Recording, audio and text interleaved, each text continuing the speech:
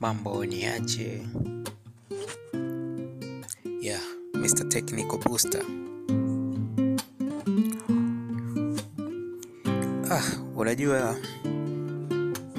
Unajua kuna wakati unataka kwenda kwa mwana au mshikaji, mmepanga mwanangu safari, au yeye kukuelekeza mwanangu utoe kitaa chake au pande zake. Unafika tu pale mzee, unatoa mwanangu dogoli lako, au sio? Unatoa mwanangu tambo lako, au sio? Au unatoa mwanangu msumali wako, au sio? Au unatoa mwanangu bao lako nini, au sio? Au unatoa mwanangu baba lako mzee, unakuta limezima mwanangu chaji,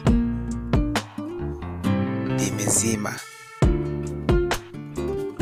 Sio limezima chaji, yani limezima tu mwanangu ghafla. Yani bora likiwa limezima chaji, yani limezima tu ghafla. Unaona? Leo nitakupa tip kidogo mwanangu, sababu zinazofanya simu kuzima ghafla. Yani ile mzee unakuta mwanangu limezima. Unajua sababu zinazofanya simu kuzima ghafla? Hata simu zetu hizi hapa tulizozoea. Kitu cha kwanza, betri.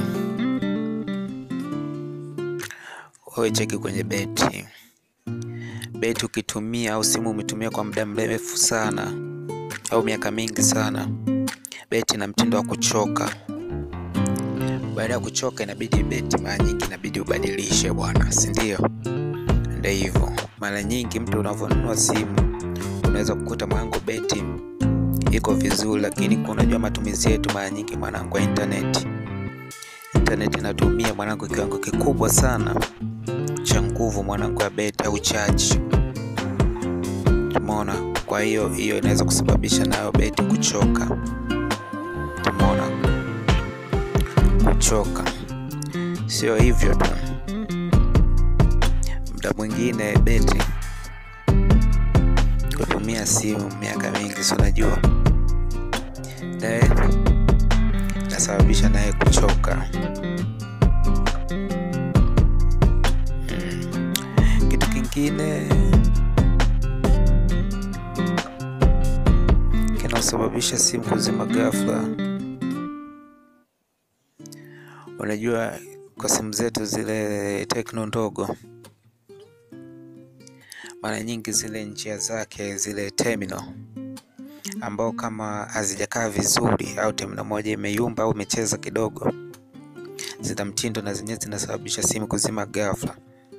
Kwa sisi wenye simu vile vidogo, waga mara nyingi mtu hutumiaga hata vikaratasi anaweka pembeni ili tu aweze kubalance hivi ile betri iweze kugusa kwenye terminal inayostahili ya ongezaji wa charge kwenye simu, ikae vizuri, ikae salama. Mbona hiyo naye kama haijakaa vizuri inaweza kusababisha nini? Simu kuzima ghafla. Kitu kingine hapo, zile application nyingi kwenye simu, yani unakuwa una application nyingi sana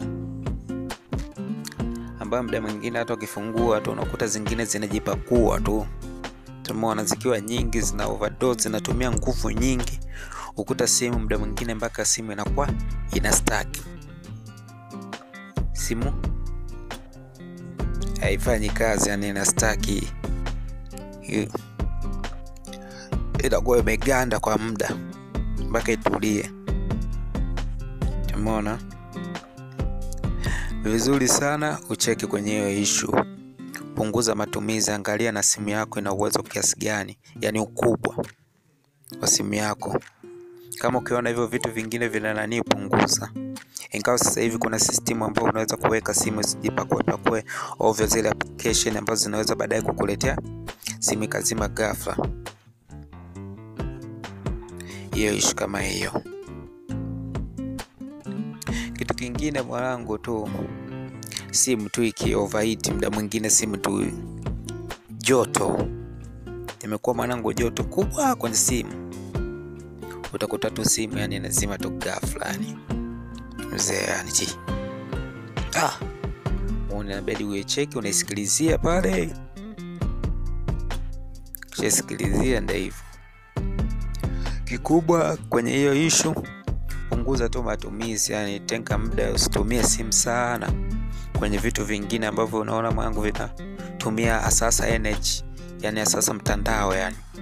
Kwa mfano unapakua sijui movies, unaangalia vitu labda vingine YouTube, mara umeenda Google unajibu WhatsApp una nini zile, unaenda kwenye ChatGPT, yani issue kama hizo.